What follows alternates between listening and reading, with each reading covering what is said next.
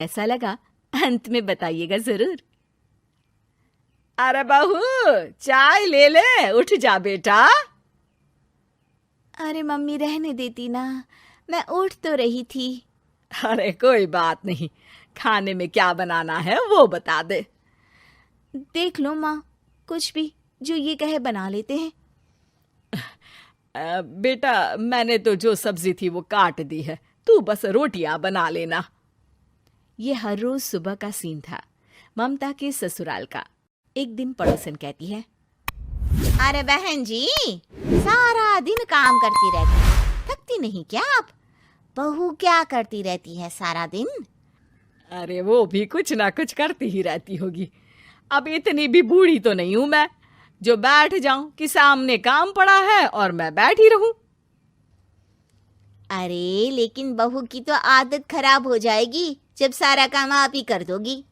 अरे ठीक है ना, कम उम्र में हमारी भी शादी हुई थी। अब आजकल के पढ़ने लिखने वाले बच्चों को सारी जिम्मेदारी लेने में भी तो वक्त लगता है। बहू है तो क्या हुआ, मेरी बेटी की उम्र की ही है ना। एक उसे भी देख लो, चाय बनाने के सिवा आता ही क्या है।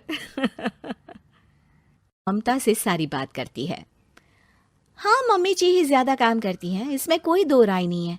लेकिन मैं भी क्या करूं, ऑफिस और घर के बीच जो वक्त मिलता है उसी में काम कर लेते हैं, है ना। दिन बीत रहे थे। सास बहू के बीच की बॉन्डिंग अच्छी थी, लेकिन जब बहू माँ बनती है तो जो थोड़ा बहुत काम किया करती थी वो भी छोड़ देती है। बहू, ये ले, तेरे लिए बनाया है। इसको खाने से बच्चा और तू दोनों स्वस्थ रहेंगे। ठीक है माँ जी। माँ जी, वो बच्चे के लिए गद्दे जो सूख रहे हैं ना छत पर, जरा ले आइए ना। तभी वहां पति आ जाता है। अरे माँ रुको, मैं ले आता हूँ, तुम मेरा खाना लगा दो। माँ किचन में चली जाती है। पता है, बगल वाली डॉली है ना, वो लोग हमारी साइड के हैं। उसकी सास ने तो उसकी हड्डियों को मजबूत करने वाले लड्डू बनाए हैं।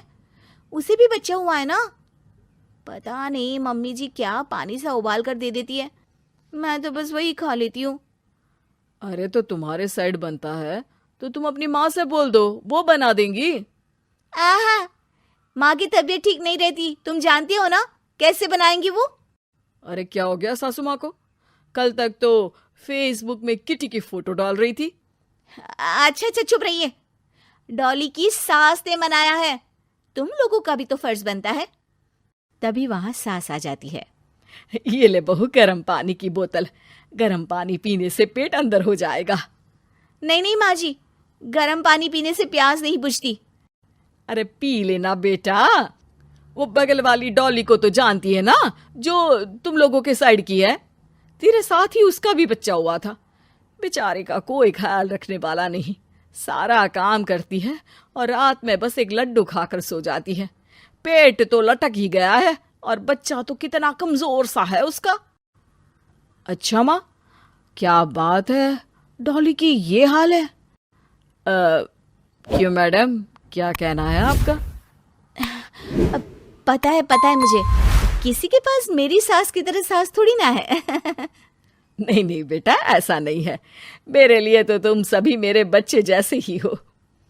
ममता को समझ में नहीं आता कि वो सास में कैसे कोई बुराई निकाले, क्योंकि हर कोई उससे उसकी सास की तारीफ ही किया करता था। एक रोज ममता के घर उसकी ननद आती है। अरे भाभी, मुन्नी को तो 6 महीने हो गए, आप अभी भी बेड पर हो। आ गई है आप? कैसी हैं बुआ, बच्चा होने के 6 महीने बाद आई हैं आप?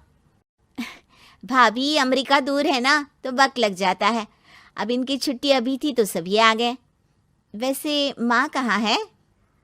थकी हारी सास बेटी को देखकर खुश हो जाती है। माँ, इस बार तेरा वीजा तैयार है, मेरे साथ चलने को तैयार रहना। हाँ हाँ बेटा, मैं तैयार हूँ। अरे ऐसे कैसे माँ, मैं कैसे मैनेज करूंगी? कैसे मतलब? जैसे मैंने किया अमेरिका में, आप इंडिया में कर लेना। वैसे आपका तो मायका भी पास ही में है ना। हाँ वो तो है, लेकिन वहाँ माँ के पास वक्त नहीं होता, ईश्वर भक्ति में उनका सारा समय चला जाता है।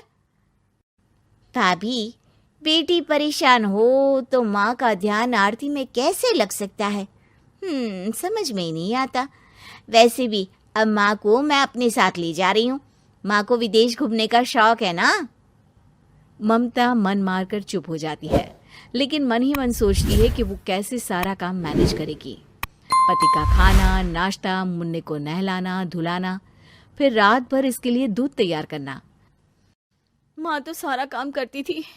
हे भगवान, ना भाई ना। क्या हुआ भाभी? क्या सोचकर ना भी ना कर रही हो? अरे कुछ नहीं, बस बच्चे के बाद से ही कमज़ोरी ज़्यादा हो गई है ना, तो अचानक से बड़बड़ाने लगती हूँ मैं।